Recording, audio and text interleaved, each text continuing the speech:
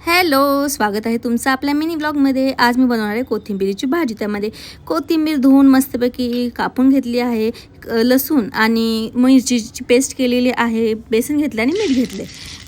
सगळ्यात आधी तेल गरम केलं, त्यात जिरे मोहरी टाकले, एकदम तडतडलं। त्यानंतर मग ते लसूण आणि मिरचीची पेस्ट घातली, एकदम अशी छान अशी फोडणी द्यायची आहे। त्यानंतर आपली जी आपण धुवून ठेवलेली आणि कापून ठेवलेली जी मेथीच म्हणते सॉरी काय म्हणतात कोथिंबीर आहे, तर ती त्याच्यामध्ये टाकायची आहे। खूप जास्त सोपी रेसिपी आहे। आपण जे मेथीची बेसन पीठ टाकून जी भाजी करतो, म्हणजे पीठ करून भाजी करतो, तशीच सेम कोथिंबीरची करायची।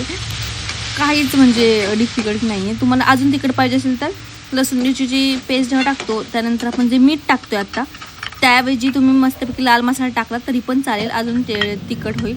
आणि त्यानंतर त्यात बेसन टाकायचं, मस्तपैकी मर्ज करायचं। त्याचा गुठळ्या नाही होऊ द्यायच्या बेसनच्या, जसं सेपरेट झालेलं पाहिजे। थोड्याफार होतात पण असंच सेपरेट झालं पाहिजे। पुढचा व्हिडिओ मी डायरेक्ट जेवण अर्ध झाल्यानंतर स्टार्ट केला। ऑलमोस्ट जेवण संपत आलेलं, मग मला आठवलं की व्हिडिओ करायचा आहे। तर मी कोथिंबीरीची भाजी बनवलेली, तर रेसिपी तर मी तुमच्यासोबत शेअर करते, पण नुसती खाऊन दाखवते तुम्हाला। खाऊन दाखवते इन द सेन्स टेस्ट सांगतो मला, चेहऱ्यावर तर लगेच कळेल खाल्ला कशी लागते। सो बघा,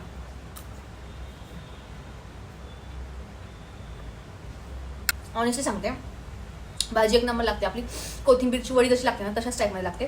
फक्त माझ्याकडनं थोडंसं बेसन कमी पडलं त्याच्यामध्ये। तसंच मेथीची आपण जशी पीठ पेरून जशी भाजी करतो, तशीच सेम पद्धतीने कोथिंबीरची पीठ पेरून भाजी केलेली आहे। अप्रतिम लागते, एक नंबर, एकदम बेस्ट टेस्ट आहे। गरम गरम चपातीसोबत किंवा भाकरीसोबत एक नंबर एकदम, किंवा मग भातवरण असेल तर मग तोंडी लावायला करून एक नंबर लागते भाजी। तुम्ही पण नक्की घरी ट्राय करा आणि कशी लागते मला कमेंटमध्ये नक्की सांगा।